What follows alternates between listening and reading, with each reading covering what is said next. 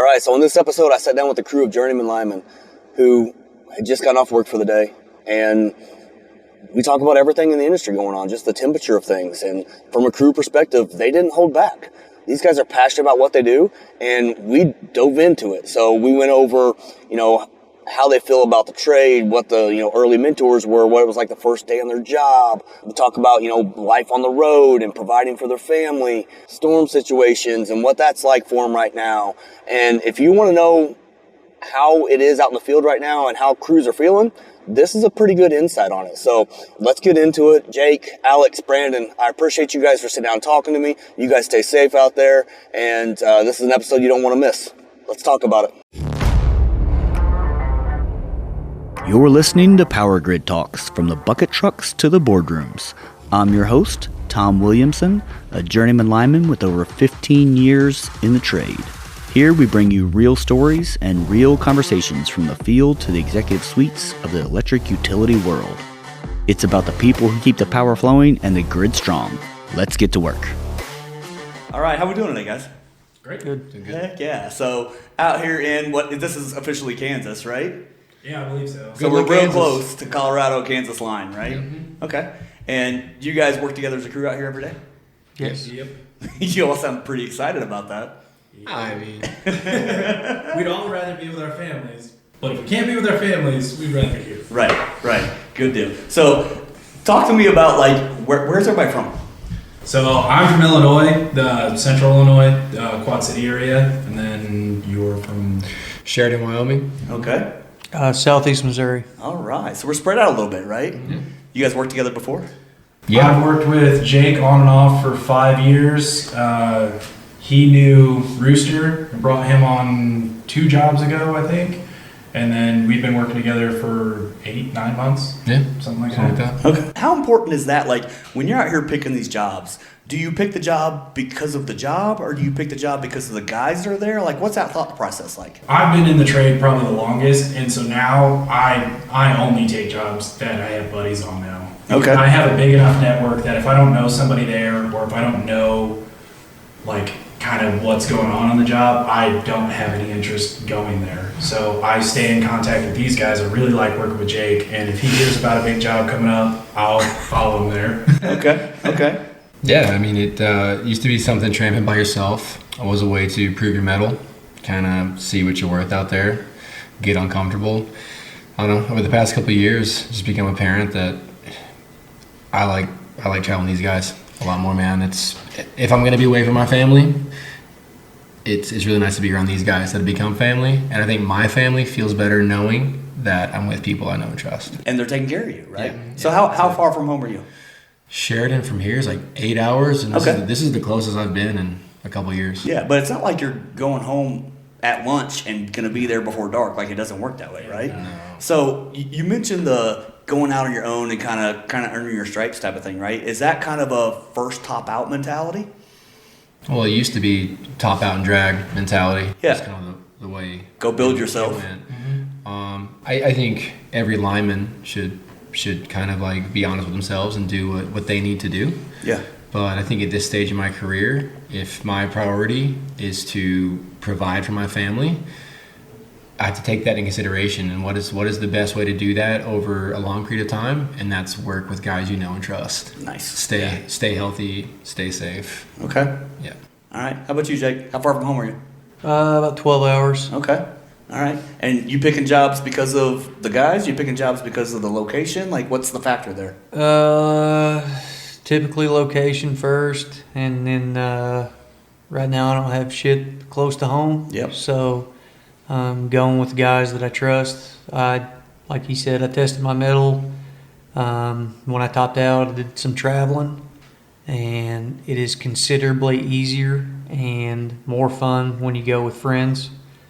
So that's what I'm doing now. Okay. All right. So we'll get back to Alex for this first one, and we'll kind of go around the table again. But what got you into the trade? How did you start? So I got my start, I was going to college, and then it was the 2008 housing crash, so all the money for college just disappeared overnight. And I had started a young family, and my soon-to-be wife at the time, her dad was a lineman. So it was Come here, boy. Yeah, it's like, you need a big boy job, so I'll help you be a tree trimmer. And then once I proved that I could make it as a line clearance tree trimmer, he's like, if you want to be a lineman, here's the path. It's on you from there. And then I just chased that as hard as I could. I started back when the apprenticeship didn't have the time roadblocks that it has now. So like every 6 months you get your step now. When I was going through, it was just hours. So I blew through the apprenticeship, and I think I was done with my apprenticeship in under 3 years. And when I got done with it, I was like, this wasn't long enough. I got to go find what I need. And so that's when I started tramping around. I went to Chicago so I could learn distro. I went to California, tried to learn transmission, chase the education, like they said. And then when I kind of turned around and looked back home, it was like all the jobs there were like 410s, no per diem. And I was like, why would I want to work that? It's no money at all. Yeah. And so I just kind of stayed on the road and adapted to that lifestyle. And as I've been bouncing around these jobs, you kind of collect like the misfits of individuals, and you get this network of people, and every time there's a big job, they call you, and then you just wind up putting all those jobs together with your buddies. And that network it's weird how it forms over time, right? It's respect, but it's also personality, and there's a lot of factors into that, right? Oh yeah, absolutely. Okay. Rooster, how about you getting started, man? I didn't get started till I already had a family. Yeah. And I'm no stranger to working all the manual labor dead-end jobs.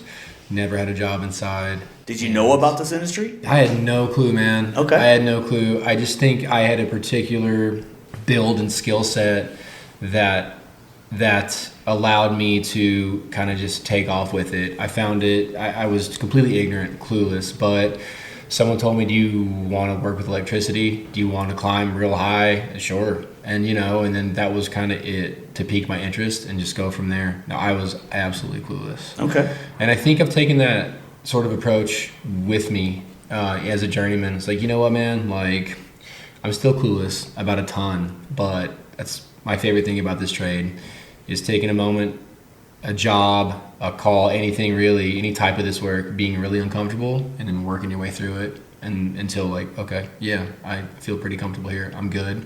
On to the next one. Nice. Yeah.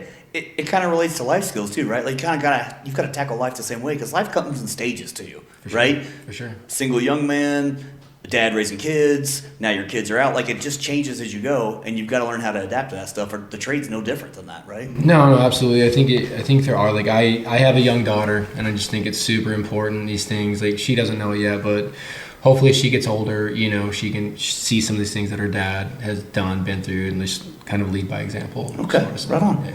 Jake, how about your start, man? My dad was in the Air Force, so I saw a lot of that when I was younger. And then he bid into the water department once he got out of the service, and then bid into the line apprenticeship. And when I was young, I always thought the job was cool, just driving big trucks. Yeah. Around like-minded men, they joked around, gave each other shit.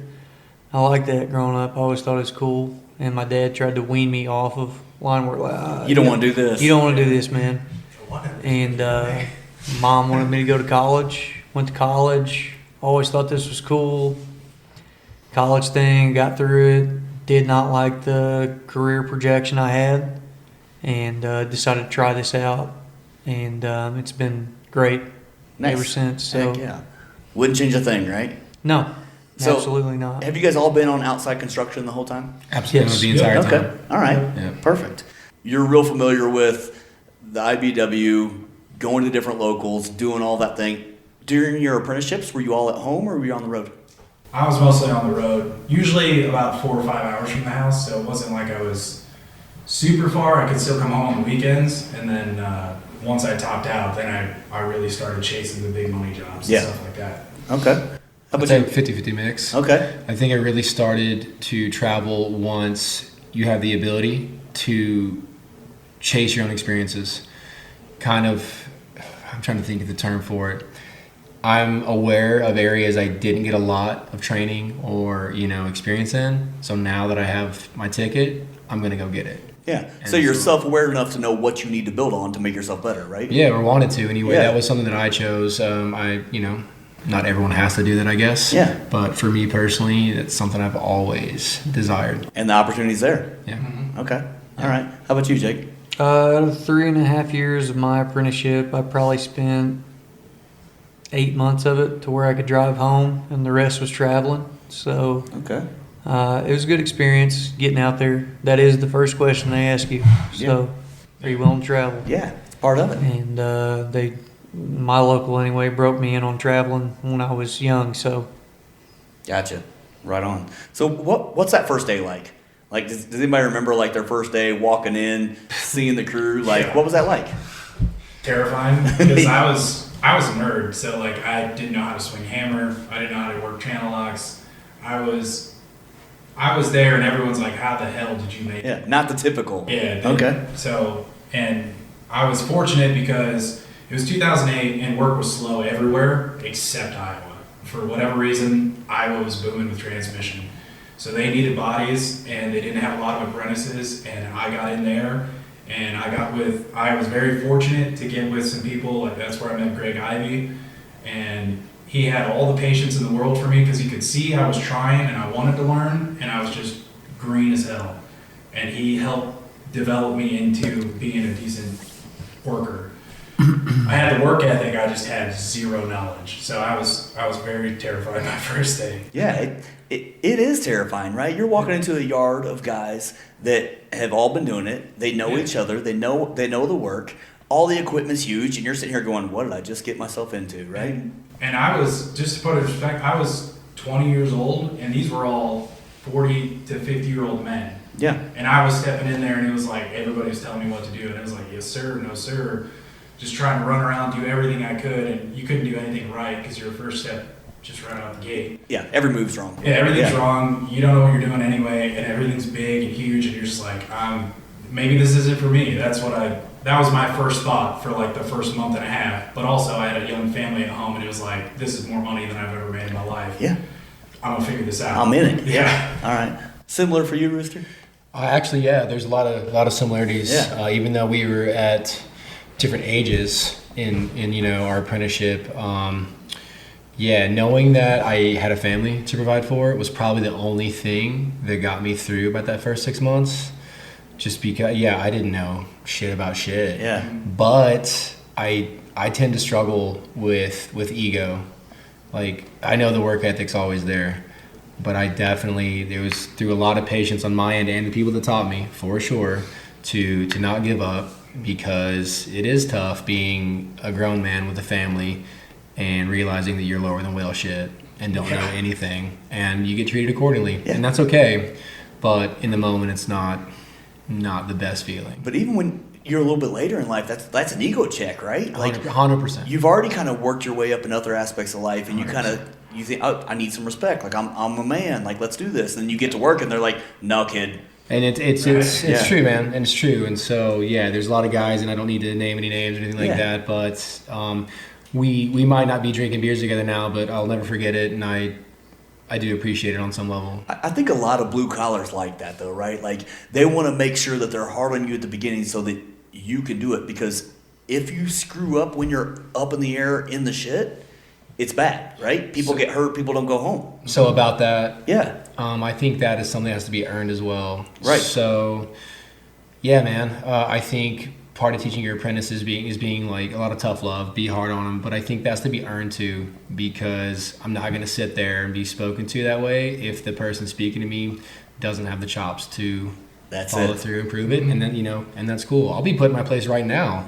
If somebody can follow through with it, and rightfully so. That respect level has to be there. Absolutely. Yeah. So there's a difference between a guy who that's his teaching style, but he's like really cut in, and then guys who are just kind of like lazy pieces of shit. I was hated when I got put in my place, and then later I found out that guy was a piece of shit, and I was like, man, I shouldn't have taken his lip. I should have punched him in the mouth.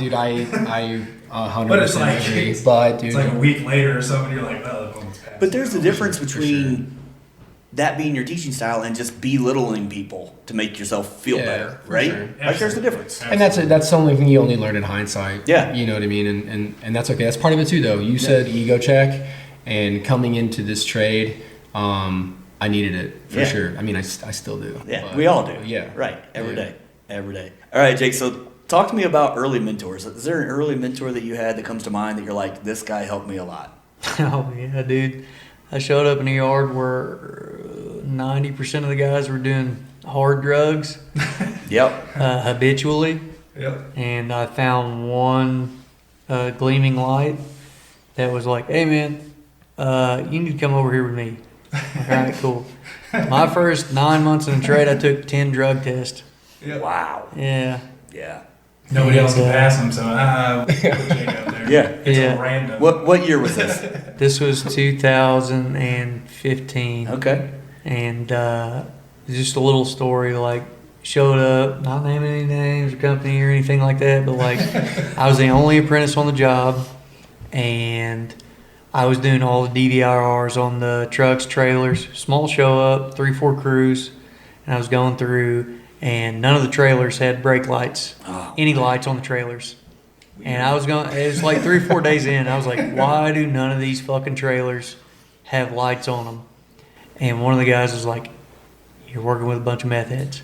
And I was like, so? Wow. And they were like, you smoke meth out of a light bulb, you get pulled over with a burnt bulb, it's not paraphernalia. And I was like, ooh, Yeah. okay. Yeah. Yeah. But yeah, that one guy who is, to this day, probably top 1, 2, 3 guys I've ever worked with as far as a distribution hand goes, he was a hammer. Yeah. And he was like, hey man, you don't know shit about shit. You need to stick with me. But cool on him for noticing that and being like, hey, don't get over in that. That's He a bad did. side. He pulled me aside, and since then, like, I've worked with several of those guys in the future who have cleaned up, and good on them. And I've been happy to work with them in the future. Yeah. But that guy, like, looking back at it now, I'm like, oh, Yeah. that guy saved me. What a godsend. Because when I started out, I was like, oh, dude, I don't think I'm What did I just get myself cut into? from the same cloth. Yeah. You know, I don't know if I'm gonna make it out here. But let's talk about that for a second, because that side of the trade doesn't get talked about a lot, right? And it's a lot more prevalent than people realize. And I think it happens for a lot of different reasons. Everybody's got their reasons. But when you're on the road a lot, you're working a lot of hours, you're doing stuff that's dangerous, all that stuff weighs on you, right? And people handle that in different ways. For some people, that's the only way they can get their brain to shut off. For other people, it's whatever the other reason is, right? Like, I don't know all the reasons. It's just, it exists, and we got to figure out how to work through it. And it's getting better. You don't see it now as bad as you did then, right? No, back then, I think a lot of it was, back then there was an aging workforce. Yeah. And they were still expected to have the same productive value as a 20 or 30-year-old, and they were in their 40s and 50s. Meth's the easiest way to do that. Yeah. It's not a secret. Everybody knows it. And the companies go, well, we're making a lot of money here.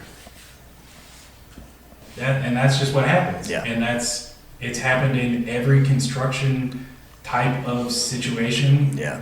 All across the country, everywhere. Well, if you want to look at the numbers on it, like top 5 career paths for drug users, construction's one of them. Yeah. Utilities another. Yeah. In the top 5, and we work in a utility construction industry. Double whammy. Hard lifestyle. Yeah, dude. Yeah. It's tough on you. Yeah. Yeah. Yeah. It is cool though when you find a group of guys like this, right, where you don't have to go that route. You guys can just hang out, find your clique, talk about work, figure all that stuff out without having to go to a room by yourself, stare at the wall and be like, oh man, what am I gonna do now? Absolutely. Oh, for sure, man. Yeah. And we're all married. Like, all of our wives know we're all married. We're all in a house together. Yeah. That makes them feel happier Yeah. about us being on the road together. Like, that means a lot, because if you don't have problems at home, you can focus on work. Right. If you have problems at home, then you need your buddies to be like, hey man, I know you have shit going on at work. Why don't you stay on the ground today? Yeah. And if they don't know you and you don't live together, then they're not gonna have any idea. So let's talk about leadership out there, right? So what makes a good leader on these jobs or on a crew or in the industry? There's a lot, but one thing they need is a spine, because they're going to be put in positions where it's production, safety, or the manpower, and you can only pick 2. And they're going to have a spine to pick. And that's something that a lot of leaders are missing these days. And not, like I said, not naming any names or something, but we've drug jobs because of it in other places, and it is becoming more and more common. A lot of times, and you can lead from the journeyman spot. You don't have to have the title to lead. you can say, this is how things need to happen, this is what we're going to do. And if you are with your buddies and they back you up, that's a lot easier to do than if you're tramping solo and everybody else is cool with whatever's going on and you know it's wrong. You're the odd man out. I think what I value most in, like, say if I'm in a journeyman position, I think what I value most is education and experience with malleability. A guy who can lead with experience, tell you, hey, I've been here, I've done this, it's worked out for me well when I do this. I've kind of two-blocked myself when I did that, but also the foresight to go, hey man, you're up in the air. What are you seeing? Yeah. What are you seeing from that bucket that I am not seeing right here on the ground? Mm-hmm. Hey man, I can do this, this, and this. This is kind of fucking me. And a foreman going, okay, let's roll with it. Let's see. Yeah. And he very well may let you two-block yourself and gather a good game plan on the next one, or it could go good and he goes, good call. Yeah. Mm-hmm. Yeah. That's a perfect example, because for a lineman such as myself, things I look for in good leadership, like if I'm taking calls as a lineman, that's where I want to be, and I really expect the leadership to be honest, open-minded, and communicate well. I don't really need much else beyond that. Yeah. And they don't have to know it all, No, right? I don't expect them No. to. That's where the honesty comes in. Yeah. The open-mindedness to workshop ideas, to be willing to change, willing to look at things differently than they're used to. And those things are becoming rare. And to what Alex said earlier, it's that lack of leadership that's probably the biggest cause for unplanned drags. Yeah. And in my recent history, just seeing more and more of it. Yeah. The big thing is, like, we're all on this, like, when we're on a job together, we're all on the same team. Like, if I'm doing something and it's working out well for me and you're clipping and I'm clipping and we're just smoking you, I'm going to tell you how I'm doing it. I don't want to just beat you. I want to tell you how to do it so we can both get done faster. Yeah. That's the whole point. We're all on the same team. I don't understand when, like, I understand the competition side, but I want to compete on an even playing field. Here's everything I know. Here's all the tools and all the tricks I'm doing. Let's compete evenly. And if you're doing that, and he's doing that, and he's doing that, Yeah. now everybody's better, because he's going to have tricks that he learned 2 jobs ago that you weren't on. Exactly. And he's going to have tricks from 3 years ago where you weren't there. And everybody's like, oh man, now we're all better, Now right? we're smoking. And this That's is how what it everybody should be. forgets too, is like, hey man, we're working for the same company. We're working a union job. If everybody gets better, good it's for making the everybody. union look good. Look It's better. making this company look good. That's it. And I can tell you from experience, there's been several times me and Alex have worked together in the past where I brought up ideas, or Alex has brought up ideas, and I've gone, man, I just can't see it. I can't see it right now. Yep. I trust you. I'm going to try it, and I'll figure it out while I'm up there. Mm-hmm. And we'll go with his idea, and about halfway through, I'll go, oh, yeah, Now I see it. got that. Yeah. Yep, got it. You're right. I got that. Yeah. Yeah. But that comes with time in the trade with guys that you Yep. trust. Respect. Yeah. I've seen you get out of some hairy situations. Yeah. I've seen you work some hairy shit out, and Well, not I only respect that- it, and I see it, and yeah, I trust you. And you know he's not going to get you hurt, Yeah. Right. right? He's not calling your wife Nope. and being like, hey, yeah, we were out working today and Jake just got hurt. And she's going to say, what do you mean? Were you there? Well, yeah, I was there. Why didn't you stop it?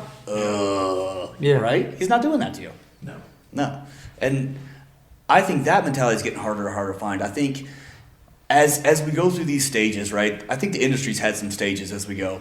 And I think there was a stage for a while where the world, right, the society was pushing everybody to go to college. And if you didn't go to college, you weren't anything. The trades were full of people who didn't know anything. And I think that mentality for a while is now trickled down into the industry where the companies think, okay, these people have college degrees, we're going to put them in the offices. Mm-hmm.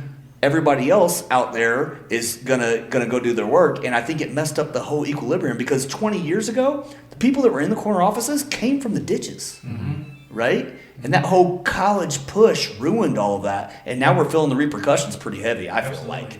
No, I can see that. I can speak from this point as well. I have a degree. I went to school. Yep. Never used it a day in my life. I can't say I'd rather be here. I can't picture a world in which I'm not, though. Right. Maybe that's just my particular set of skills and ideals. Yeah. And yeah. So. And sometimes you don't figure that out until later in life, and sometimes that's what college is for, right? Yeah. Life Yeah. experiences, learning experiences, everybody's different. For sure. But to say someone's automatically a manager because they've got a piece of paper hanging on the wall, that's not fair either. I totally agree with that. Yeah. A lot of people in the office are like, I could never imagine anybody intelligent wanting to be out there doing that. That is crazy. And then they just assume they all must be idiots. Yeah. And then they come in and talk. I've had several people tell me, why are you just a lineman? You're too smart for that. I'm like, the smartest people I know are linemen. You don't understand? You're insulting me when you say that? Like, these are all my friends. All my friends are on the right of way. All the smartest people I know are on the right of way. Everybody in the office, to me, that's where the dumb people are. Yeah. And so it's like, and I'm not saying they're all dumb, obviously. No, but look at the That's people moving the trade forward right now, right? Most of them are out in the field working. The people that are innovating these tools and journeyman gear and all these guys, They're from the field. they're from the field. Yeah, because they see the problems every day that they're trying to solve. Yeah. Mhm.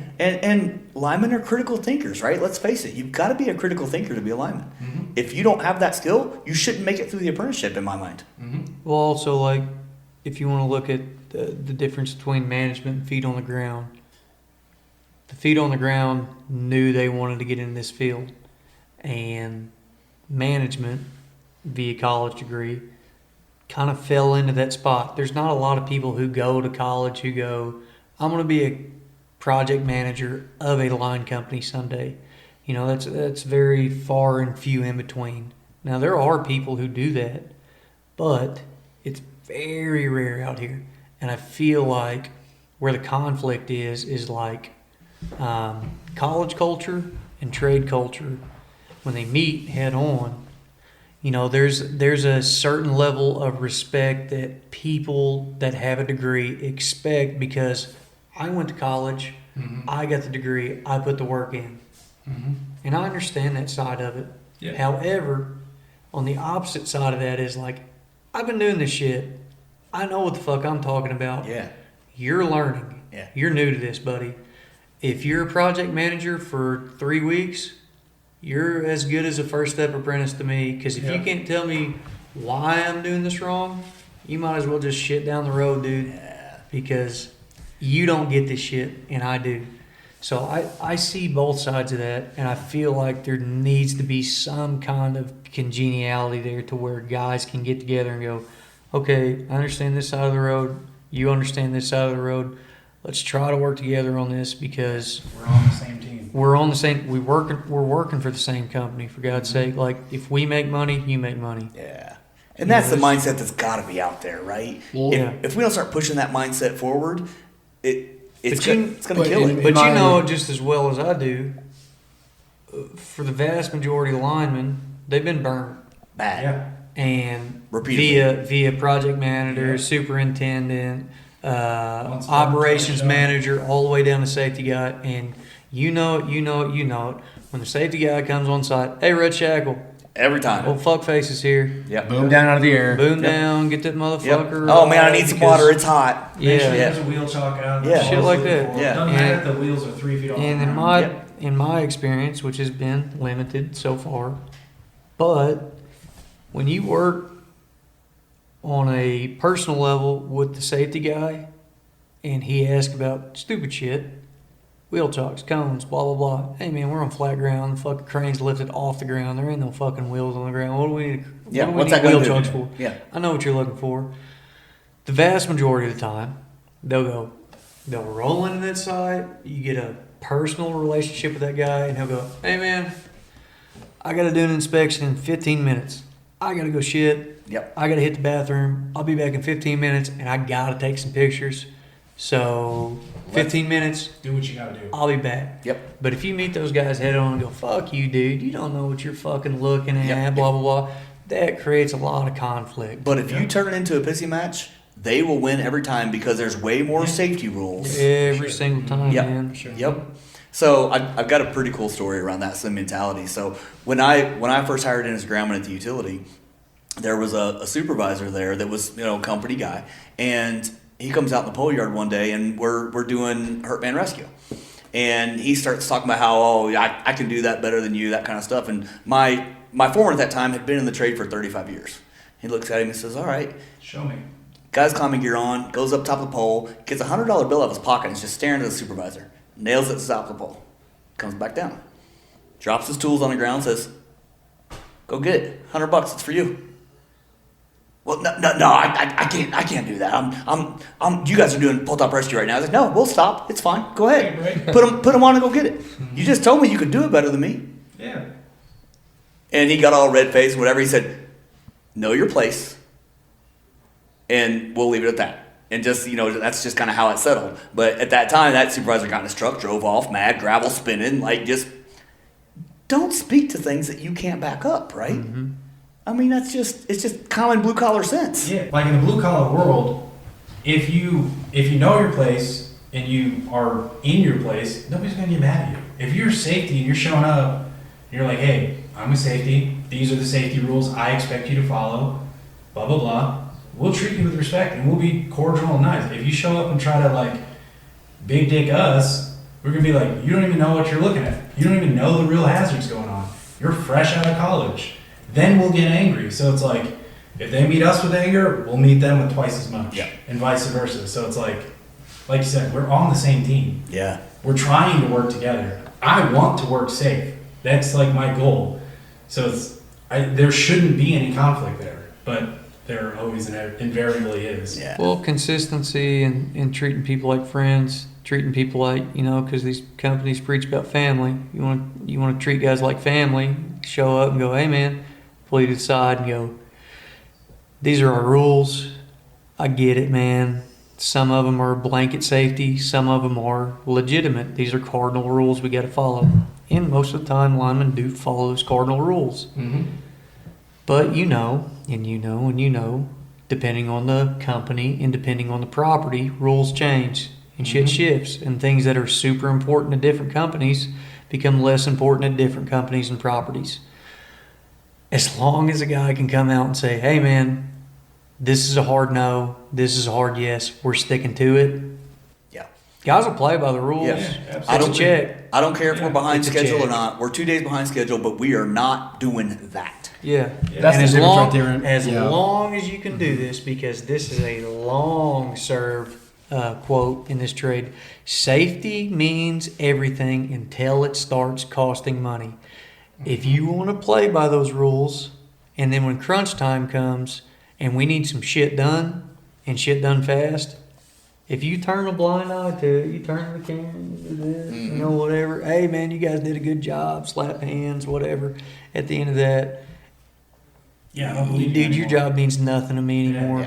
Yeah. You That's have exactly no right. integrity. Hey, you have man, no spine. hey, we gotta hurry You up. were We there gotta to- do this shit. Yeah. You were there to protect us from production. You didn't do your job. That's it. Yeah. That's what that Never role's trust supposed to be, Mhm. right? But a lot of times it morphs away from that. Yep. All right, Rooster, favorite part about the trade? Satisfying, honest day's work, man. There's a lot of days out here where I honestly look at the end of the day and just think to myself, this is the best job I ever had. A lot of that has to do with these guys, but it's just good, old-fashioned, honest, hard work, man. Yeah. And I love it. Look over your shoulder and be like, "Man, I did that." Yeah, it's great. Yeah. How about you, Jake? 2 or 3 things. The forward progression of being able to see something that you actually put your hands on and did is like, you can see that every day and you're like, "All right, I did something." The second thing would be, it's a puzzle, dude. Every day it's physically and mentally stimulating every day.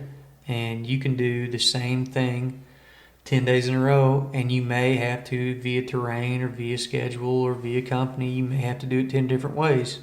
And that builds your mettle. Yeah. I feel confident in myself being able to do that in several different places, several different ways.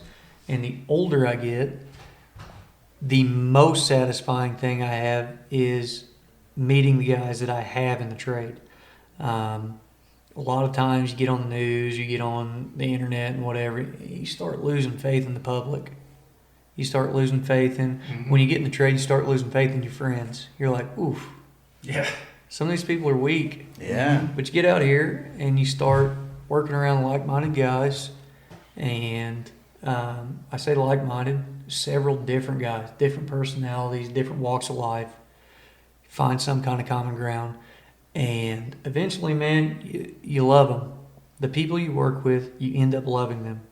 And they become some of your best friends in life. Yeah. And ultimately, they change you, for the better, for the worse. I found shortcomings in myself through other men and women that I've worked with out here. And I've gone, dude, they're better than me. I need to pick it up in this aspect of my life. Some guys have it hammered out financially. Some people have it hammered out emotionally to where you're going, oh, I'm blowing up, and it doesn't even matter. Or they have their family tied down, and you're like, I need to make a change. I'm 31 years old. I'm like, ooh, all right, these guys are so far ahead of me in this aspect. But you become friends with them, and then eventually you love them, and you become family with them.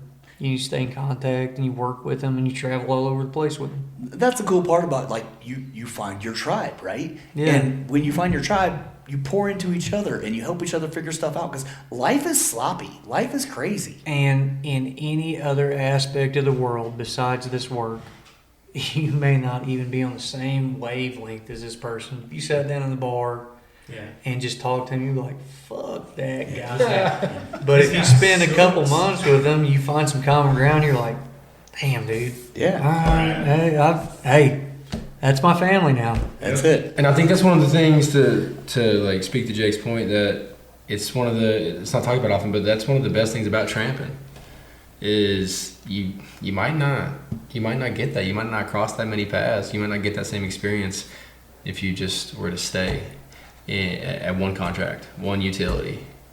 And so, I love that. I love everything you just said. Yeah, for sure. And I like that. Like, you have the opportunity to go different places, experience different things, that kind of stuff, right? I also feel like that can turn into, and I think it kind of has in the trade a little bit, a dragging epidemic. There's some guys that think they can drag anytime they want for whatever reason. It doesn't matter, right? I think there's a time and a place to drag.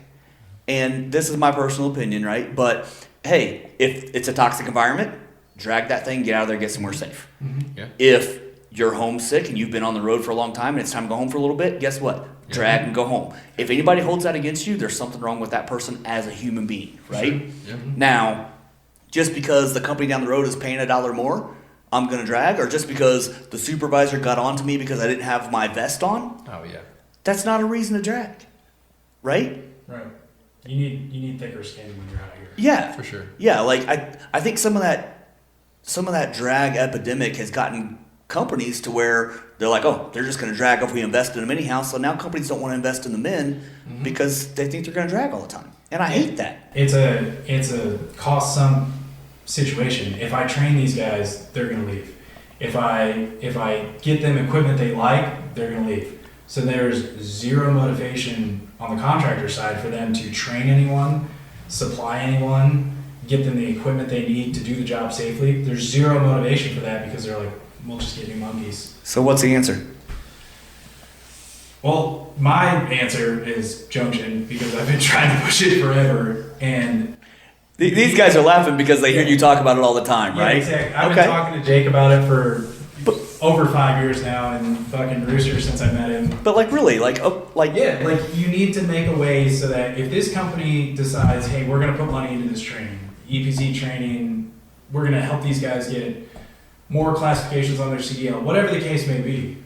Okay, we'll track that, and this is worth this much money. And if they go to the next contractor and they're going to benefit from that training, that contractor can pay a stipend back to it. You can only do that if you start tracking it, and nobody's tracking it across contractors right now.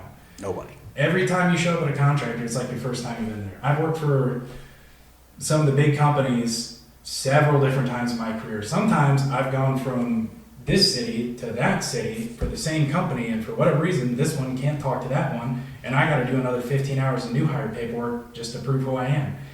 If you sat down and told people, this is how you have to sign up for a job, they would think you were an idiot. I have to give over my social security number, the last 10 years of my address, my bank account information, everything about who I am to a stranger that I've never met before, and they may or may not email it to somebody else, and I have no idea where this goes beyond that. But that's just how the system works. Everyone would be like, that's stupid. You're going to get your identity stolen. Why would you do that? Yeah. And that's the only system we have. You literally walk into a room, and this is almost every new hire I've done, right? You walk into a room with 5, 10, 20, 30 other people, depending on the job, and they hand you a packet of paperwork this thick. They put a video on the overscreen and they say, hey, fill this out and watch this. Yeah, same time. Yeah. So you're filling it out. You get done. You hand it to the guy. You don't get a copy of it. You ask him where it goes, and he's like, oh, I just got to turn it into the office. I don't know. Yep. Right? Over and over again. It's insane. Yeah, it's one of the worst parts about getting a new job. And like companies have already proven they care about making money. We're making them unwilling data brokers. They don't want to own all that data anyway. So it's like, to me, it makes no sense. The whole system as a whole makes no sense. Has flaws in it. Yeah, it's just blatantly flawed. So we've talked about what you guys like the most, right? So what's the biggest flaw? What's the biggest headache? What's the biggest thing you hate the most? Being away from the family. Yeah. Not every local has great work at home all the time. And when you're faced with that, you tramp. You go to work elsewhere, and I've been very fortunate to meet up and cross paths with some great guys. But yeah, that's hands down the worst part. Because that's for me personally. But that's heavy not only for you, but that's heavy back home too, right? Oh, they wear it just as much as you do. For sure. I mean, I'll never forget. And this wasn't even on the road. This is when I was working at the utility still. I answer my phone a lot. That's how I learned. Just like you're talking about going to all these different jobs and learning this skill, learning that skill. So at the utility, you learned by answering your phone. Yep. And I did it a lot. And I was sitting on the couch one night. My youngest daughter was probably 6 years old, and my phone rings. Before I could get it out of my pocket and answer it, she starts crying. I'm like, what are you crying for? Because you're leaving. And she was right. It was work. Yeah. And guess what? I went to work. And you can justify it. You can say, well, I'm going to work. I'm sacrificing this to give you money, to give you... I don't want you to go without. I don't want to go to work. I have to go to work. Yeah. And you can justify it. And you can justify it all you want. Your kids don't have any clue. Because to them, food's in the fridge, roof's over their head. Yeah. Dad's gone. Yeah. But to them, food's going to be in the fridge and stuff's going to be... They don't know any difference. They don't correlate the two. And I think that's one thing, if I could change, I think I probably would have went back and changed some of that part. It was so bad that when I finally went to the outside and started doing traveling, I was working out in California, and I had been out there about 4 months, and we got to come home. About every 6 weeks, I was home for a week. After about 2 of those, my wife looked at me and she said, I feel like I see you more now than I did when you were working at the utility. That's crazy. Yeah. And yeah, physically I was there, but mentally I wasn't there. I was burnt out, you know? Sure. And this trade runs on that. This trade depends on guys like us leaving our families to go build these projects. Usually they build them in remote areas because transmission lines, the big projects that they do, they're not running them through downtown Chicago. They're running them through the sticks of Kansas and Colorado. Right. And they're dependent on guys like us coming out here and doing this. And then they're like, hey, we need you 7 days a week. You can't take a day off. We need you. Yeah. So they shorten their crew down to skeleton crews. So now if you leave, whole crew's screwed. So now you have to be here. And these are my buddies. I want them to make money too. I know their families. I feel like I'm obligated to them to keep them safe by being here. So now I have to choose between loyalties. My family at home, my family on the road. And this trade is eating itself trying to staff these jobs because they staff them bare bones because that's what makes them the most money. If they can get it done with 5 guys instead of 7, oh man, look at the profit margins. Yeah. But if you had 7 guys, 2 of them could go home and see their wife and kids. Now, 5 guys, they gotta be here. They can't leave. And that's where the trade is eating itself because all it is bean counters counting the profit margin. They're not counting the human cost on the back end because they haven't had to pay it themselves. So let's talk about the apprentices, right? Because I know for all of us, we're about the same generational time frame there, right? We all have some similar mindsets. These younger kids, a lot of them don't want 60 hours a week. They don't need it. They want 40, and they want to go do their hobbies, and they kind of stand their ground a little firmer on that. Are you seeing that too? I've seen that in a lot of apprentices. Yeah. They take their vacations, but I encourage it. Yeah. Like, this is a job. Yeah. Do not give this job your life. It will eat it. Yeah. If you tell this job it can have your kid's childhood, it'll take it. Yeah.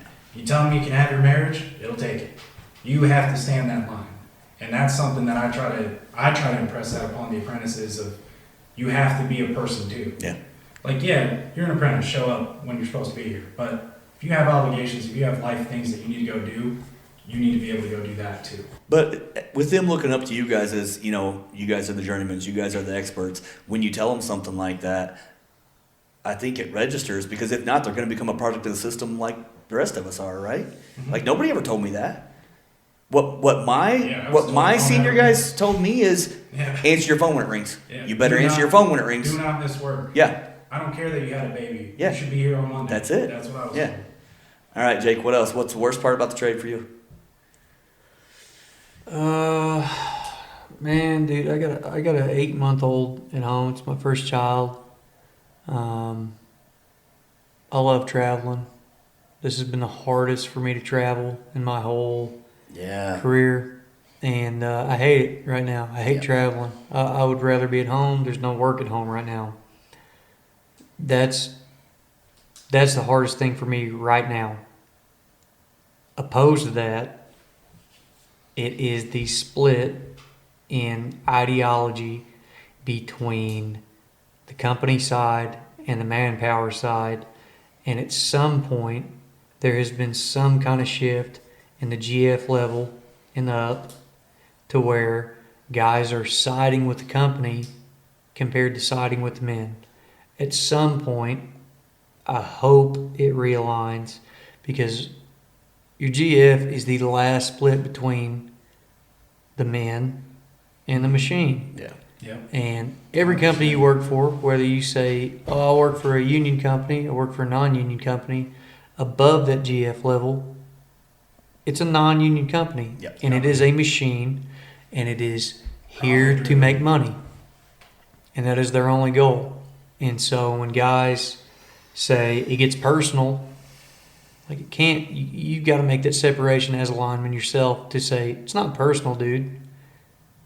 That is the way the system works. It's capitalism. They are here to make as much money as they can.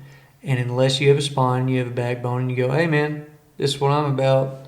This is what I've got going. This is what I'm entitled to. I'll bust my ass for you. I'll get it done. But you're going to fucking pay me. Yeah.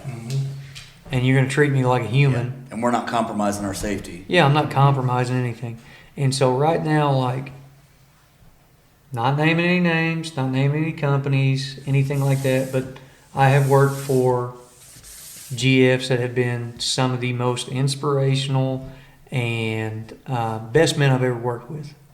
And I look at them and I go, if I'm that guy at that age, at this point in this trade, I will be very happy with myself. And I also look at guys that are much older than me, that have much more experience in the trade, and the way they handle their jobs and the way they handle their men. And I say, if I turn into that, I have failed Yeah. I need my to be, I need to be friends, done. my trade.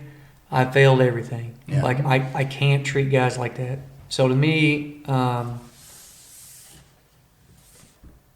So is it in fair? worse and better terms, I don't like spineless men. That's what I don't like. I don't like fucking You're here. weak men. Yeah, yeah.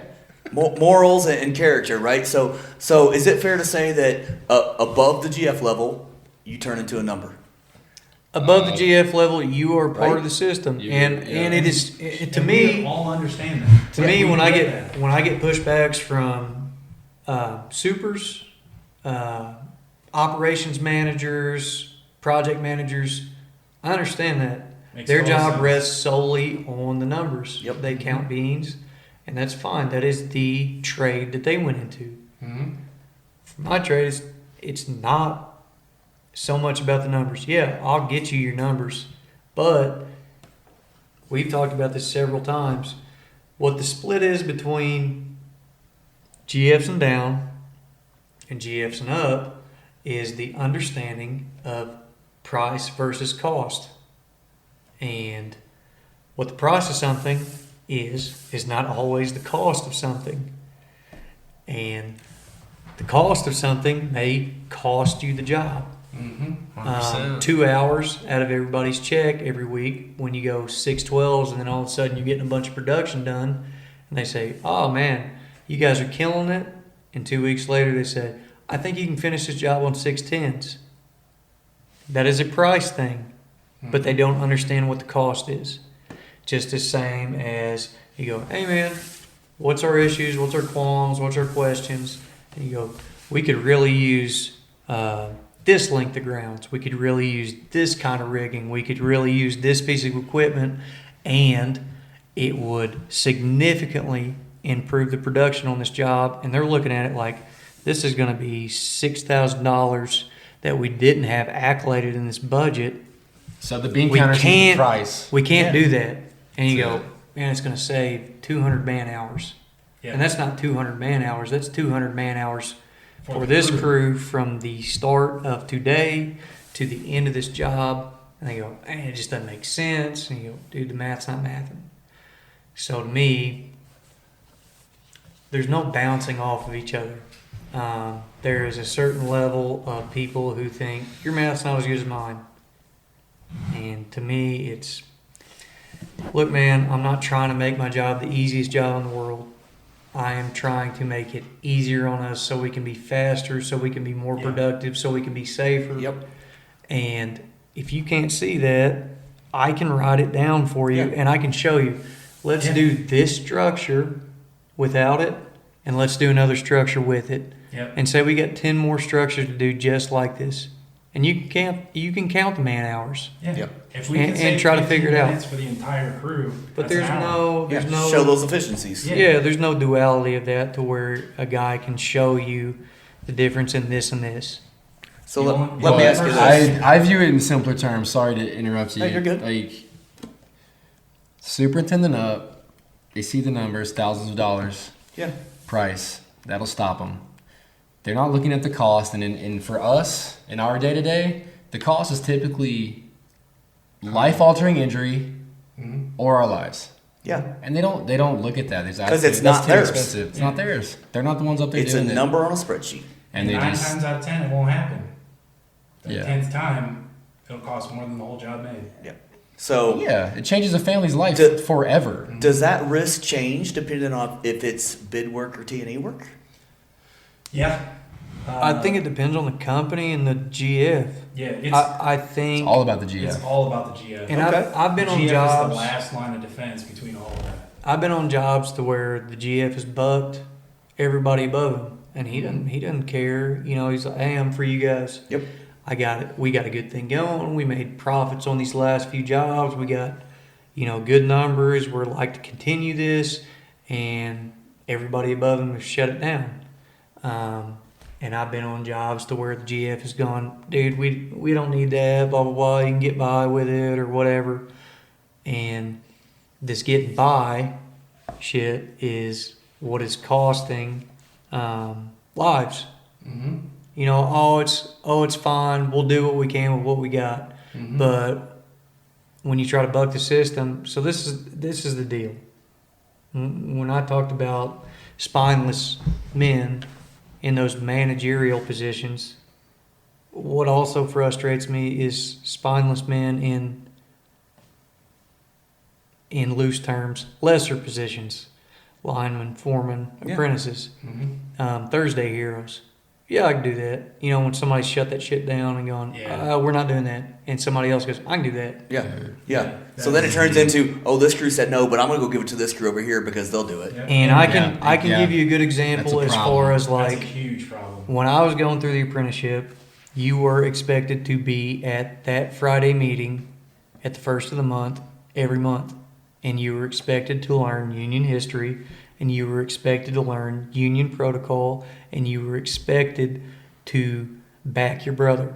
Mm-hmm. And when you start traveling, you see good unions and you see bad unions. And a good example, I'm not going to give a bad one, but a good example would be Local 17 in Detroit. Yep. A lot of people shit on that. They go, they got the worst system in the United States. And they do. Lineman's graveyard, right? It You hear that all the sucks. time. Yeah. However, the system sucks. Yeah. But those guys are cut in on it. They are Oh, good. yeah. They're Okay, very good. you do an education in a bad system, you get a good education. That's right. it. 100%. I'm not talking shit on them. I love Detroit. I love it. Those guys, from inside to out, back each other. 100%. If the inside is doing something and the outside doesn't like it, they talk to them. Shut And down. they work something out. And when the outside is getting fucked, they talk to the inside. And the inside says, nah, we ain't doing that until these guys get right. Mhm. That is the best union local that I have worked in this country. And I have worked in 40 different states. And those guys stick the fuck together. Yep.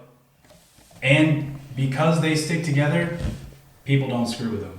Like Yeah. the boss knows, like, hey, the guy said this, and their bosses know. That's the end. There is no negotiating. There's no go find another crew. There's no like, I will find somebody who can do it. It's just, no, it's done. We have to go get the right shit for them. And that's where the power lies. Am I wrong? No, they're 100% right. They back each other. So that alignment is there throughout their whole system, right? Mm-hmm. And that alignment is there for multiple reasons. Yeah. And I think one of the best reasons is it's a small local Yep. and they talk. Yeah. Yep. Yes. Everybody knows everybody. There It's ain't a, no secrets. it is a small community and those guys know each other and inside and out, they back each other. Mhm. They don't want to lose what they got. Yeah. Mm-hmm. Okay. And travelers that come into their system, if they don't get on board with that, they're gone. Yeah, You will not immediately. stay. I don't care if you're the most productive guy in the yard and you're doing all these jobs. The instant you are bucking everybody else, you're gone. Because they're like, these are our rules because they keep us safe. And we're not doing this willy-nilly for fun. We're doing this because, yeah, you might get away with it 5 times, but you're going to die the 6th. And we're there's no not breaking coming back. down conditions either. Yeah. They quickly identify cancer and they quickly cut it out. Yep. Nice. And that is a good example around the country as to how and why a local should operate like that. Okay. 100%. I like that. All right. So other than the being away from families, right? That's a major issue, and people not having a backbone and standing up for other men, right? You got anything else? Pretty much all of it. Nope. I got something else. All right. Let's hear one more. Let's hear it. Let's hear one more. The inside gets a lot of leadway on education. So when you talk about the inside, you're talking about the guys that work at the utility companies. Municipalities, Yep. co-ops, utilities. Yep. Yes. Mm-hmm. And I do appreciate that about them. Yep. And that is one big draw to go there Yep. because you can and will accept every class that you can get. They will train. Yes. And some of the best guys that I've ever worked with came from utility and then came to outside construction. Mainly like-minded individuals. Yep. They were tired of politics. Mm-hmm. Yep. Outside construction, and I get it. A lot of people like to talk about quality versus quantity, and quantity of work is picked up. And man, if you want to play the law of averages, you can't get that many quality prospects out when you've got this much quantity of work. And it's going to get worse, right? And it's going to get worse. Way worse. And you want to talk about deaths in the trade, Yeah. you want to talk about injuries in the trade. It is because outside construction linemen do not have the same opportunity for education as the guys on in-house. And I'm not shitting on these guys on in-house. No. We're all part of the same union, Yeah. Yep. and I'm glad they get those opportunities. Mhm. However, how many times have you been given a tool that you don't know how to operate? You never seen it before. How many times have you been put on a piece of equipment that you do not know how to operate, and they're like, figure it out. I mean, they'll pull In high priority parts of work. Every crane. they'll pull a pulling rig, a crane, anything like that onto a job and be like, here it is, go use it, right? So let me ask you this. I'm glad you brought that up. On the outside, after your apprenticeship as a journeyman lineman, excluding your first aid and CPR, what training you get? Depends on the company. Depends on the company and the job. Is there a lot of it? No. Depending on what company you go to. Depending on what area and which company you go to. But it still depends on the work, man. And how long you're willing to stay. Yeah. Because they're not going to train you if they think you're No, we've all been rushed into trainings, depending on the job, man. Like, we've all been rushed into trainings, or they dangle the carrot. How many times have you been on a job to where you're short-staffed, you're on a skeleton crew, and they go, can anybody run this crane? Does anybody know how to run this crane? Not can anybody run this crane. Does anybody know how to run this crane? And there's 6 guys standing around, and not a single one of them has a crane license. Yeah. Yep. And they go, yeah, I've run one in the past, but that was different times. And couldn't even be your fault. Could be something in the machine that gives up. Yep. However, Could blow a hose. so now, like, instead of getting an operator with a crane cert or putting your guys through crane training and getting them certed, they go, hey, man, we got to get it done. We got 2 days. We got to get this done. It's an outage. And somebody's had some kind of experience on a crane, and they do it. And I think those days are behind us because we have seen so many lawsuits in the last 5 to 10 years to where guys have been running a crane, and whether it be through their fault of their own or something giving up on the machine, but once you sign that fucking JSA, It's on you. it's a legal document, and not only are you in trouble for it because the crane gave up something you've test flight, you picked up, you dropped down, and then all of a sudden, boom, something happens with the machine, and the first thing the lawyers say is, you don't have a crane cert. And What were so you now doing? you're dragged into court, and not only are you dragged into court, but everybody who signed that JSA is now a willing participant on that. But companies pressure you because safety only means something until it starts costing money. But like you said, that goes back to having a spine. Yeah. That's one of those lines where, hey, no, that's a line we don't company cross. I've worked for, and my crane cert dried up 3 years ago. And every company I've gone to work for in the last 3, 4, 5 years, I've gone, hey man, I know how to run that thing. I'm not doing it. I'm not sitting in that basket. Good. I don't have it. If you want to get me certed again, I'll do it. But Yeah, if you don't. legally, No. I can't. Yeah. Yeah. So Yeah. hire somebody or die. Whether you have the skill or not, Yeah. if that piece of paper is not legal, you can't do it. Yeah, dude, I am a walking lawsuit at this point. Yeah. And part of that is like, they love to tote out everybody has stop work authority. That just means stop getting paid authority. And yeah, you got to have a spine. And if everybody on the job has a spine and says, hey, we're all not doing that, that's different than me saying, I won't do that. That's it. That's where Local 17's got it. Exactly, because if I say I'm not going to do that, you're fired. You're Yeah. laid off. You're one-man layoff. We just didn't need you. Yep. We'll hire somebody else. But if you have the entire show up say, not only is he not doing that, nobody else is going to do that either. And if you fire him, there's going to be problems. Now you have a backbone. Now you actually have that stop work authority they like to brag about. But like on So like there's go to a Storm or something like that. there's a that loophole to doesn't exist. that. No. I'm not going to mention a contractor or anything like that, but I was in a similar situation not too long ago with a crane that was fucked up, obviously, and Showed up that way. Hey man, it's the last structure. Can we just milk this thing out? I'm not doing it. I'm not doing it. And one guy said, I'll try to fly it. I took the keys out of it, put it in my pocket. No, we ain't doing it. Get somebody who can, get a crane who can, or get a piece of equipment that will. And that's fucking bullshit, blah, blah, blah. You know, we're going to go over. I'm like, it's not my problem, dude. I don't care. Hey, you got 10% to allocate. Figure it out. Figure it out. I don't care if you make 8% on the job. 8% is better than 0. If you can't make a profit doing it safely, you shouldn't be doing it. Yeah, you bid it wrong. Yeah, that's not You my bid fault. it wrong. If you can't stay within the lines of getting your bid and doing it by the book, then you didn't bid it right. Mhm. And that's not on me, that's on you. 100%. So these skeletons crews, they've got to stop, dude. Yeah. 100%. And on the inverse of that, let's talk about distribution. Okay. You go across the country, and now kind of the rule in the vast majority of places is lineman in the air, hot apprentice in the air, or 2 linemen in the air. 1 man on the ground running the ground, 1 qualified observer who does nothing but qualified observing. How many times do you roll into those properties and you get stuck on a 3-man distribution crew? Yep, that's all they run back home for me. Yep.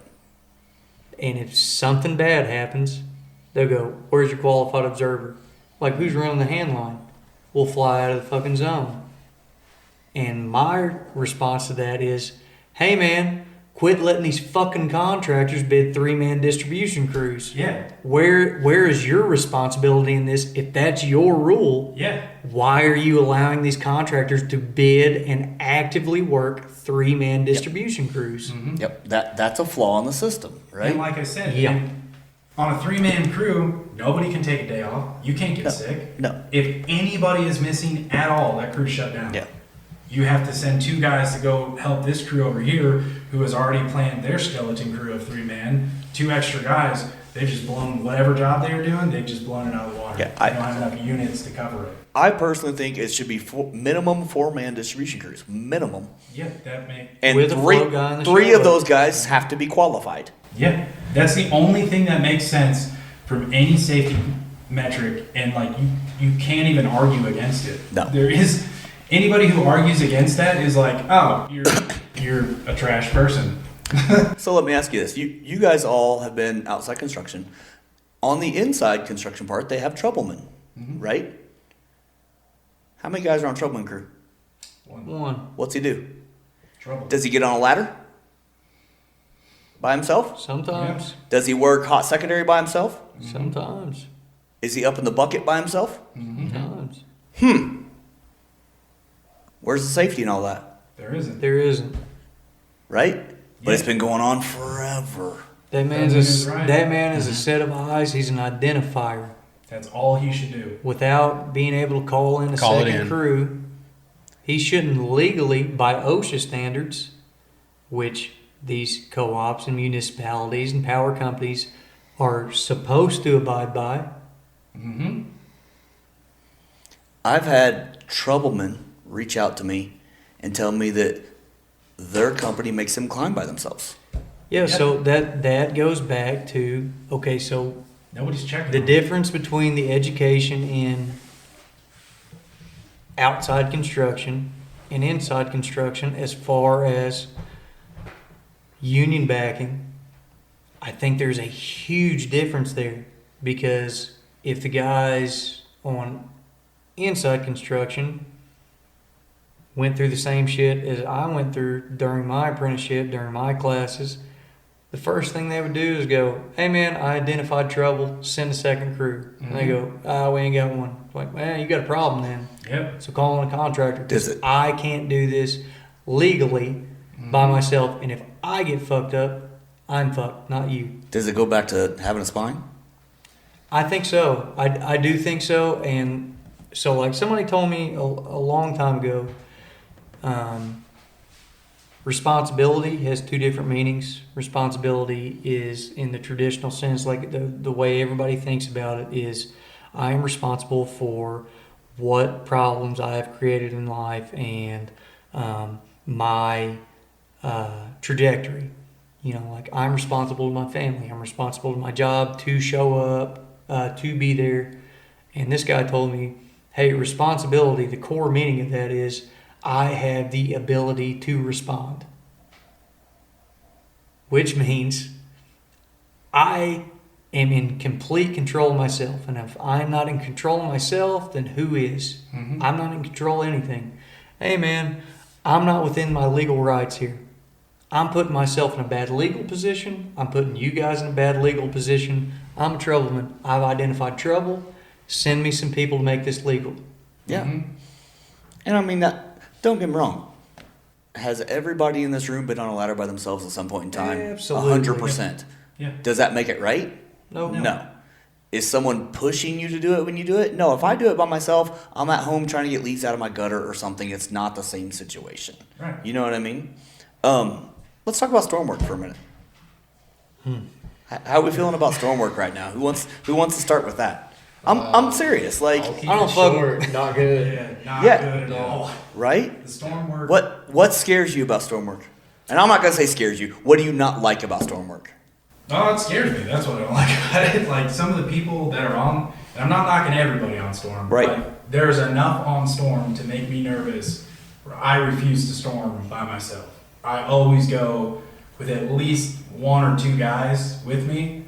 Otherwise, I'm just not going. I won't push a crew on storm work anymore, mainly based on the hands we get. Yeah, because you're responsible for them if you're pushing the crew, right? Yeah. And it's not like being responsible for these guys. When you go to storm, you don't know the guys that are on that crew. And there's no way to verify anything. All these guys show up on storm. Oh, I've done this, I've done that, I've done this, and then you give them a pair of slackies and they don't know how to work it. And you're like, where did you buy your ticket from? No, I don't know where they came from. I don't know what they know. I don't know where they've been. It's not the time or place to get to know people. There's no really way to It's not a verify teaching credentials. It's not a teaching environment. It's let's get in here, let's get our tickets, let's get them done, and it's just not worth it anymore. So when I storm these days, it's just in my best interest and my family's best interest for me to go with people I know and trust. It's just a lot of misinformation on storms these days. How many times have you been called out on storm through the hall? Once. Maybe once. In how many years? 10 years? 10. 18. We've got a program allocated now to where if we've got storms in my home local 702, Okay. they send out a mass text to guys that are on the books. Yep. And they say, if you want to go on storm and you are not currently working, you are able to, hey, take this call right now. That is completely within local. Yep. This northeast storm that just happened. Any calls? Any halls call you? No halls. No halls. I had 36 text messages. And Yeah. the last storm I went on, I got burned on as far as I showed up. They said, you're going to run a two-man truck. We're going to run two crews together, which would be two two-man crews. That was not the case. We got sent out to a treble call that had 5 spans down in a neighborhood that had 4 kV. They said, you want to be the foreman? I said, that's fine. I got out there. The kid I had with me was a 3-day groundman. And I was like, how long you been doing this? He's like, it's my 3rd day. I was like, oh, fuck, what are you? He's like, groundman. I was like, just sit in the crew. No. So we went and tested it. Shit was hot on the ground. I was like, you sit in the truck, man. Yeah. I'm going to call. Don't get out. Hey, man, I got 5 spans down. I got a groundman here that's been a groundman for 3 days. What the fuck are we doing? Well, what do you want me to do with him? I'm like, put him in the digger truck, have him haul material, give me a lineman. They're like, well, we can't do that. I'm like, all right, I'm going home. Right. I'm not Right. the foreman anymore. I'm going home. Yeah. Mm-hmm. I'm going to leave him in the truck, get him a lineman. Yeah. And you go to that kid and you say, hey, don't get yourself killed. Don't touch anything. Don't get out of this truck until Yeah. somebody else gets here. He doesn't even know what rubber gloves are at that point. Yeah, I'm like, Oh, didn't like, how are didn't those even guys have getting any. on Didn't storm? even have any. They don't even issue them a lot of times. Or I've been to places where they issue rubber gloves and they come in a garbage sack with a bread tie. And I'm like, Yeah, those weren't tested. yeah, I don't think these were tested. Or these have been opened and now they're being reused. And like I said, nobody is checking any of this stuff. That was one of the last times we were on. Yeah. That was. And not to shit on all these storm contractors because there are very Yeah. there's quite a few of them that are legitimate and they Absolutely. do shit by the book. And if you ask them for your referral, they will email it to you. Yep. Mm-hmm. And hey, man, I just want to get squared away because I've been burnt before. I'm cleared through this hall of work, correct? Yeah, that's correct. All right, send me my referral. Email it to me because I ain't moving this truck till you do. Yep. And they'll email it to you. Hey, man, here's your net, Jacob Stinnett, 783-2211. You're clear to work through local, blah, blah, blah. Yep. All right, I'm golden. Let's go. Yep. Yep. And you got 2-3 guys on a crew, 3-4 guys on a crew, and you go. But there's a lot of them out there that are just fly by night. Hey, we're getting bodies in here, we're getting paid, we're charging everybody. No matter if you're a 30-year lineman or a 3-day groundman, everybody's getting paid as a lineman. And that means we're getting paid as linemen, and we're charging for all this equipment. And hey, man, you guys do whatever you got to do. But to me, Does that go against everything on your hat? yeah, dude. Yeah, Absolutely. If Right. I don't, and I haven't stormed in a while because I haven't liked what I've seen in the last. There's about 3 storm companies that I will go with because I trust them. Yeah. Mhm. But if I don't get a text from them, and I'm working, if I'm working, I'm good. Yeah. But if I'm not working and I don't get a text from those 3 storm companies, I'm not going. Yep. I'll go with friends. That's it.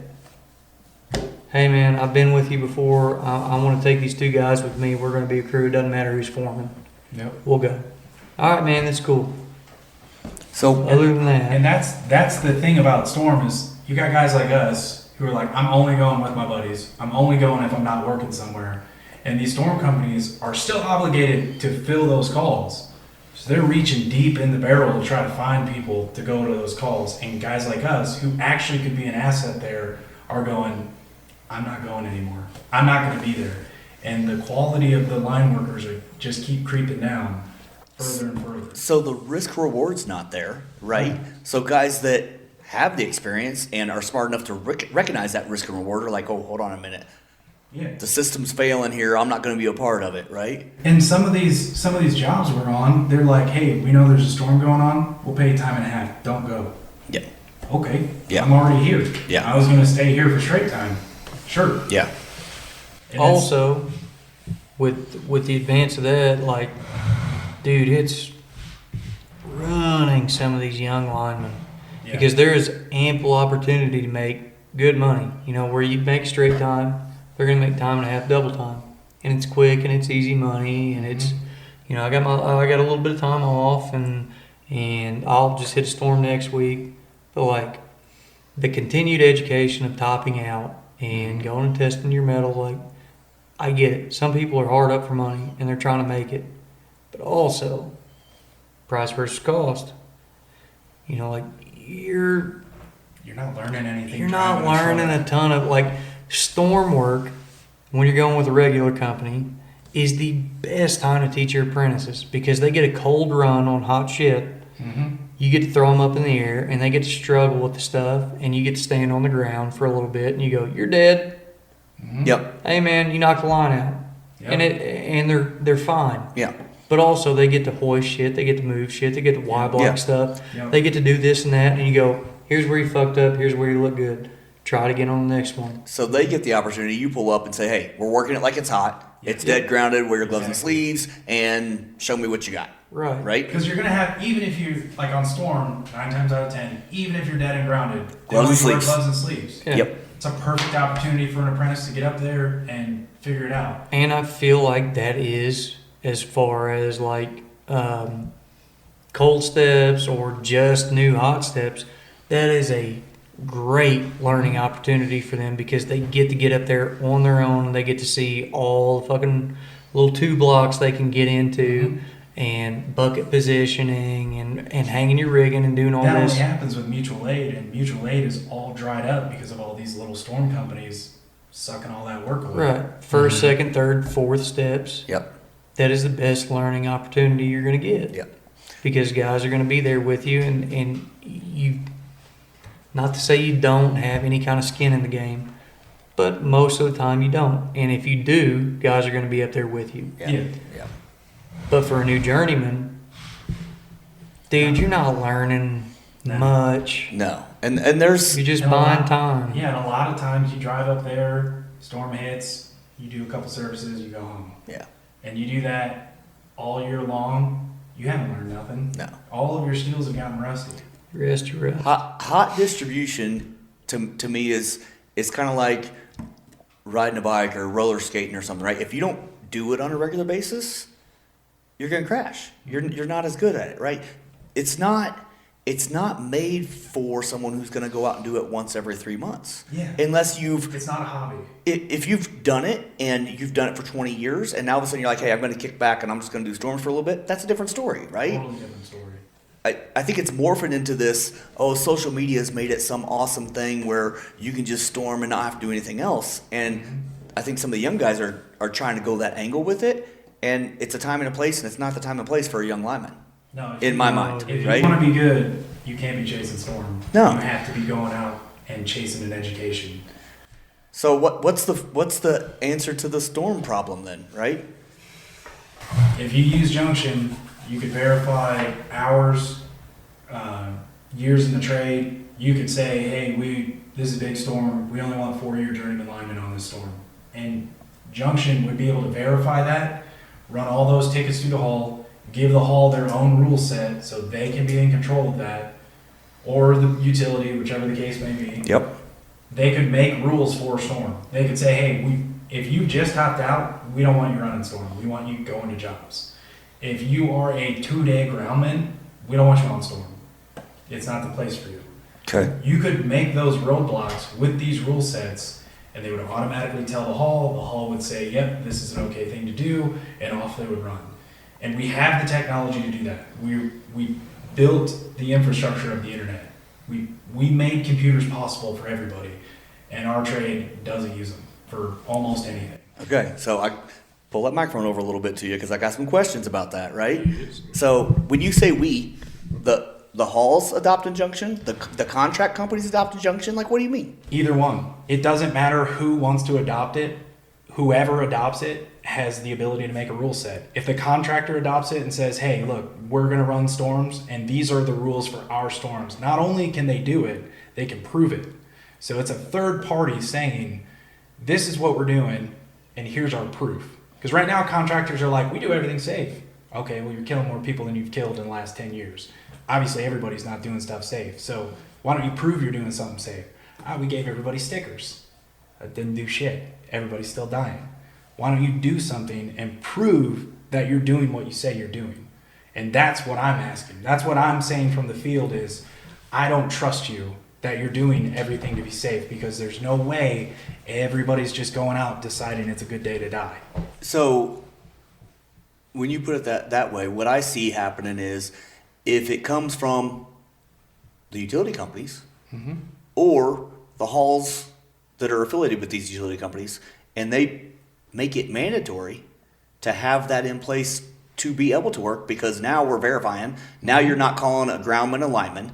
Right. Now you're not putting somebody who's not qualified in a position, right? Because that's what we're supposed to be doing anyhow. We're supposed to be doing all that already anyhow, but nobody's making them do it. Right. It's an easy button. Exactly. And so, like I was talking to you earlier, if dog jumps up on the table and eats dinner and jumps down, he was rewarded by jumping on the table and eating dinner.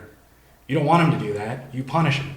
Right now what the industry is doing is going, well, the food's gone, and that's it. Nobody's getting punished. Nobody's checking anything. They're rewarding, if I can sneak this truck on storm and it doesn't work, and I can sneak it on storm for a month, it's enough to pay for a house. If I can sneak this groundman on storm and charge journeyman rates, and the longer I keep him out there, not only do I not have to give him as big of a benefit package, I don't have to give him as big of a paycheck, he's going to be super happy, I'm going to make a shit ton of money, I'm getting rewarded by that act. And until the utility steps up and says, hey, we're going to remove that reward system. We're going to make it so that the only way to get work here is to do it right and to verify it. That's the only way we can do it. Because all of these companies are here to make money. Them making money, the only way is doing it the right way, and it'll happen. And don't get me wrong, there will be some legwork at the beginning to get it set up, right? Absolutely. But once it's set up and running, it runs itself, It's automatic. right? Yeah. We're partnered with 876 up in Michigan. Okay. And we have already automated the process of picking up your referral, signing the books, getting to a job, verifying that you're a journeyman lineman, verifying that you're a groundman, verifying your work history. All of that is at the hall. And Push for the the men, verifying that you have been accepted through the referral and verifying the contract you're going on. Yep. This is what you're going to get paid. This is the benefit package you're going to get paid. if it doesn't show up, we have a record of it. And that's the other thing I was going to get at. It wasn't that long ago. I think it might have been Local 66 put out a list of companies that were delinquent on paying benefits. And how long did it take them to catch that? Yeah. If you had a system like this, you got paid this week, I would know exactly how much money you were supposed to be getting in your benefits. And then I think there's like a 3-month window. That 3-month window hits and you don't get it, I know immediately. And by me, I mean the system. The system just red flags it, sends them an email. You either pay these people or, oh, here's a list of all the work you have and all the people you have from our hall. You ain't gonna have those. We're gonna take them away from you. So is it possible too that, I mean, okay, there's a 3-month window now because they're shuffling paperwork back and forth. Now maybe it streamlines and maybe that 3-month window is not a 3-month window anymore, Yeah, right? I could cut that down to a week. I could have it every weekly payroll. You would know exactly how much was supposed to be coming in. So now we're solving multiple problems at once. What's the cost? The cost is the contractor doesn't want to pay it. Because if the utility doesn't require it, they're not going to do it. Yep. Why are we starting to get class 2 hard hats? Because the utility told the contractors, hey, To come on this property. we want this. And the contractor said, well, this is just the cost of doing business. Okay, here you go. Why do we have the rigging we have? Because utility said, or OSHA said, this is the requirement for rigging. Oh, now it's just the cost of doing business. Well, it's just like anything else. Crane cert. Why do you have crane cert now? Because people were getting killed by operating it without it. Now Why it's do you have a cost buck of doing squeeze? business. Because people were falling off poles and dying. So now we have to have a buck squeeze. They implement the things that they're forced to implement, right? Exactly. And I don't blame them for that. They're doing it because if my competition doesn't have to pay for this tool and I do, it hurts me. If I don't have to pay to train these guys and they do, that hurts them. So we need to, ideally, like I said, ideally I want the union halls to push it because I think they are the best people to push the standard for the industry, both union and non-union. When the union comes together and says you need new gloves every 6 months, the whole industry goes, well, that's the standard now. That is now the cost of doing business. But what if we said you have to get new gloves every 6 months and you have to verify it? That's now the cost of doing business. Okay. Because right now it's you have to do it every 6 months. Oh, okay, cool. Anybody checking? Anybody looking at that? If they're not, it's not really a cost. And if you can skirt around that, you can lower the bid. You can steal work from your competition and go, we'll get it on the back end. We'll do that next time. But this time, if we can save that money, we don't really have to spend it, we can lower the bid. And that's the gray area and the pieces that I'm trying to take out, because I want the right way to be the easiest way. And the only way to not do it that way is if you're trying to get around it. And this is the path to get there. So basically, it can eliminate everything you guys just mentioned that you hate about stormwork right now, right? Yeah. I'd say 80 to 90% of it. Okay. Okay. What's some other benefits? I know you could go on forever, Yeah, right? I could definitely go on forever. Let's pick a couple top 3. I Right? got the tramp with the backpack full of credentials. I mean, streamlined and buy-in, like for sure. So how many times have you heard guys say, "Oh man, where's my OSHA 10 card? Oh man, I think I took that OSHA 30, but I don't know where it's at." Or your wallet goes through the wash. Yeah, Now you're screwed. yeah. Or you were out working in the rain and everything got soaking wet, and now it's ruined. I don't like traveling, man, like all over the country with sensitive documents, man. Right. You know, multiple forms of ID, passport, blank checks, all this stuff, man. Like, I have a pretty good system, but like it's just unnecessary. So dumb that down for us. He doesn't want to carry that stuff with him, so he gets it all, uploads it with his phone Yep. into the Junction app. Yep. Junction app's got it. He shows up for a job, and they say, "Hey, give me your documents," Here's your QR code. Boop. All there. and they've got it. They got it. And not only that, like information you don't want to share, that you don't want out there. Mm-hmm. When the company says, "Do you have this?" It'll give you a green check mark. Maybe I don't have to share that with you. I don't want you to know that shit. Yeah. Yep. You don't need that. Yeah. You don't need to mine. know it's verified? Yeah, okay, that's fine. You need to know it's verified. Here it is. That's verified. So third-party companies verifying that it's real, it's legal, it's there, without this company getting their hands in the cookie jar and being like, "Oh, hey, let me see all your stuff." Yeah, but what is it? Oh, it's a green check mark. He's verified it. All right, they got it. It's good.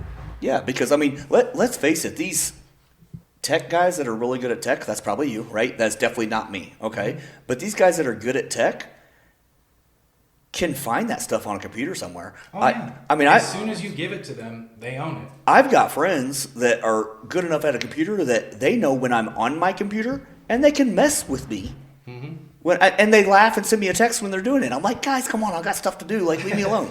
Get your IP Right? address, shut your computer down. Yeah, I mean, and So like your social security number, for example, the company doesn't actually need that. They just need to know you have it and to treat you like a U.S. citizen. So if they got a green check mark that says it's on file, if you need it for some reason, it's right here. Yeah. But you don't have to store it, which means you can't lose it, which means I've lowered your data security risk.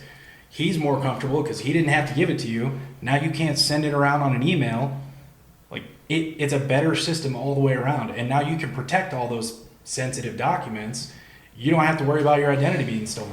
Also, I don't have to spend 10 hours doing a fucking hire in. Yeah, it really streamlines on. I don't know, some guys like to spend that day, but also like on the company time, it would be great if I could just spend an hour doing that shit. Hey man, you need my tax information, you need my work history. Here's my work history. I'll fill out my tax information. I'm going to spend the rest of the day, if I'm traveling, trying to figure out where the hell I'm going to stay and get my groceries. right? Yeah. Where's that important stuff at? Yeah. So let me ask you this. So I saw recently there was a company out there that was doing their storm call out lists through, I think it was GroupMe. And I don't know anything about GroupMe, but apparently if you're on that list, you can see that entire list and have access to it. Yep. And someone took that whole list and basically stole it and was shipping it out to other people using it differently, whatever, right? They sold it to other storm companies. So I am now on an extra 10 list of storm companies that I've never signed up for. Oh, dude, they're not just sending that out to storm companies. Oh, yeah. They are sending it out to people who are buying that information. Because if they'll send it out for free, if people are going to pay for that information, absolutely. they'll sell it to them. Well, and if any lineman off the street that's on that list can get access to it, the people that are behind the scenes, the tech guys that know, they can get it. Oh, yeah. Right? Easily. Some 12-year-old in Malaysia is way better at the computer than me. He can access that. And in those groups, they're asking, hey, send your driver's license. Oh, send your all social of it. security on it, send your bank. They're asking for all this personal sensitive documents. And it's like, these companies are not data security companies. They have no idea anything about data security because they're a line construction company. Let them be line construction companies. The hall should be standing back going, hey, you don't need all that. All you need is his first name, his ticket number. We got everything else. Everything else is on us. So talk to me about this part of it, right? And I'm just trying to dumb this down out here for everybody because I think a lot of people are looking at a high level and not understanding the things that it can do. So we talked earlier about going on storm, 3-day groundman, and everybody's getting paid as a journeyman lineman. So now everybody's all of a sudden a journeyman lineman. How does this solve that? So this, it integrates with Labor Power, which is the software that most IBWs use. Okay. So it can reach into that database and it knows all of your history already. So all of the apprenticeship training that you've done, all the time you've been at the IBW, it knows it. So when you come up and you say, I'm a groundman, it'll go, okay, cool. You've been a groundman for 3 days. You can't hide it. I got proof. Okay, so contract company goes on storm and they send in their roster to the utility company. If the utility has junction, they can say, we want verified proof of everybody on your roster. And they can click on it and it'll say, this guy's a 3-day groundman. This guy's a 10-year journeyman. And now they cross-reference that with the roster. It can do all that. And red flags come up all over the place. They can do that automatically. The utility can say, we have a rule set in place. Everybody on this storm is supposed to be a journeyman lineman. And then when they send in the roster, it'll search names, ticket numbers, and go, none of these guys are journeyman linemen. Okay. Audits them immediately. And this isn't like vaporware that I'm making up. This is how they run the entire electrical industry in New Zealand. I saw them doing this and said, that's amazing. We need that. And I've spent the last 10 years trying to get it here. Okay, so everything has a downside. Yeah. What's a downside? I can tell you what the downside is. Yeah. Go for it. There's a lot of skeezy shit happening in the trade via storm work and via locals. Okay. And if you're blind to it, you're blind to it. And if you've been around, you've seen the game. If no one shows you that it's going on, you don't know that it's going on. Is it right? Is that Yes. where we're at? Yeah. Okay. And on paper, this app solves a lot of the problems that this industry has. But the reason why this app hasn't taken off yet is because it brings a lot of skeezy shit to light, because the app itself is transparent and it allows transparency throughout the local. So when you can see that shit going on, the people who don't want you to see it don't want to get on board with it. Mm-hmm. However, information sharing is how this trade progresses. Otherwise, it dies. And the people who stay in power stay in power. But the people who want to progress this trade and elevate this trade, they're for it. And the people who don't, because of skeletons in the closet or how one Hawk and Hall operates or whatever, they don't want to see that shit. And it may be the next people in power that adopt it, and it may be a slow roll, but like It's going to happen. everything that I've seen, as far as a guy who wants the trade to progress, that's a good step. That's a good step in the right direction. So basically, and I'm going to paraphrase what you're telling me, make sure I'm hearing it right? I'm trying to put it in as layman terms as I can. Like we talked about before, the trade changes. And when we all hired in, it was the old school way. And the older guys in the trade were a little more rough around the edges, a little harder on us, that kind of stuff. We're not like that as much now because we've evolved and we've changed and we understand, right? But our trade is still kind of in that old school mentality in this aspect of, hey, if you don't prove what's going on and we don't know what's going on, then it's not going on. Yeah. Is that fair enough? Okay. It's okay. really hard to gain credibility. Like if I go to a utility and I tell them you're being overcharged, 90% of these guys aren't journeyman linemen. They're charging you journeyman lineman rates. The guy that they're talking to is like, he's a liar. You've known me for 15 years. Yeah. I wouldn't do that to you. The utility's like, yeah, he's just some young kid. He doesn't know what he's talking about. But think about the dollar signs that could be saved on 1-2 week storm if this catches half of the people. Yeah. No matter how you look at this, Clerical error or whatever it is, right? no matter how you look at this app, it will make everybody who's following the rules ungodly amounts of money. If you just eliminate the new hire process, that's a $4 billion problem for just the IBEW new projects this year. $4 billion in paperwork that guys like us are going to do just to go to work. That's not including storms. That's not including stuff that's already going on. That's just new projects on the books as of December. That's one problem it solves. And then, like you said, it compounds. The halls that are not getting their working dues because guys are working on their property, they have no idea they're there. It's eliminated. If you're on property, you go through this app, you have a referral, we know how many hours you worked. We're going to get our dues. You're going to get your benefit package. Everybody's going to get paid a fair wage. Utility's going to see who was on property, where they were at, and make sure they get paid what they were owed. And the utility's going to make sure they don't get overcharged. And if I can do this for people, I can do this for trucks, I can do this for equipment, I can do this for safety metrics, I can do it for all of it. And I've been diligently trying to solve these issues because when I first came at it, I thought, there's no way anybody would not want this. Yeah. Makes too So much sense. I'd run into a wall and they go, well, it won't work because of this. Oh, okay. I'd go solve that problem. I'd come back. Well, won't work because of this. I'd go solve that problem and come back. And they start running out of problems and they give me to their boss. Okay, what are your problems? I'll solve those next. And I just kept chewing my way up the chain till I got to a point where I'm like, I'm solving so many problems. There's no goddamn way you guys can't see this. And so then I just got loud on social media. And that's basically how I've been kicking and screaming for a good 4 years now just to try to get enough credibility to get in a room to be like, hey, this is a good solution. Please take it. And not only that's just the company aspect of it. That's the good of the union halls. Yep. That's the good of the contractors that are taking on this bill for storm work for mutual aid. Mm-hmm. Also, on the inverse side of things, where guys who are working out there don't have to go to work and push a crew or be on a crew with a guy who's had a journeyman ticket for 3 days with no prior experience. Mm-hmm. Also, it eliminates double booking. Yeah, immediately. Which, right, wrong, or indifferent, however you feel about it, I'll tell you how I feel about it. Go fuck yourself. That's right. Stop doing that shit. Yep. You're in the union, be union. Yeah. If you don't want to do that, go non-union. Yeah. Pick one or side. the other. Mm-hmm. Yeah. Be a fence jumper, be a fence jumper on that side of the fence.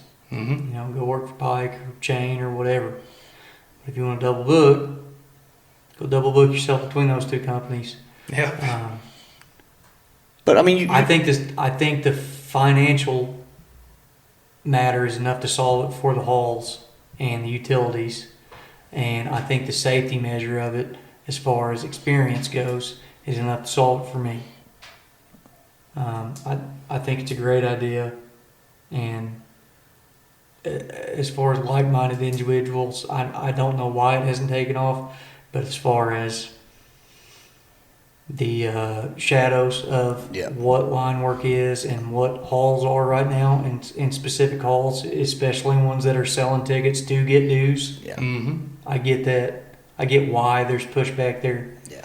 But as far as furthering the trade, that's a good first step, man. Okay, so someone's watching. They like everything you're saying. They got questions. How do they find you? You can search my name. I'll pop up everywhere, or you can just go to www.junction.us. You can reach out through the website.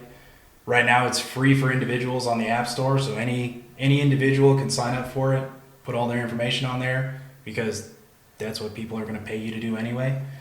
And then the companies are going to be the ones that are signing up through the website to consume that information in a secure manner. So you can sign up on the website, team will reach out to you, do integrations, API codes, whatever you need. So either way, individuals can sign up, companies can sign up, they can all just find it on the website, or if they have questions, they can Google you and say, hey, Alex, what do you got? Yep. Okay. I'm very accessible through all my social medias. Anybody who reaches out, I try to reach back. Yeah. Any messages, I try to answer all of them. These guys give your phone number out every time they can. Yeah, pretty much. He literally has nothing going on. Man, I appreciate you guys sitting down. Anybody got anything else they want to say? Anything we missed? Anything we didn't touch on? No? No? I took all your words, huh? Yeah, I think Heck so. yeah. I like it. I appreciate it, guys. Stay safe. Yeah, thank you. That's it for today's episode of Power Grid Talks, from the bucket trucks to the boardrooms. I'm your host, Tom Williamson. I want to thank you for joining me as we talk to the people behind the scenes who keep our grid strong.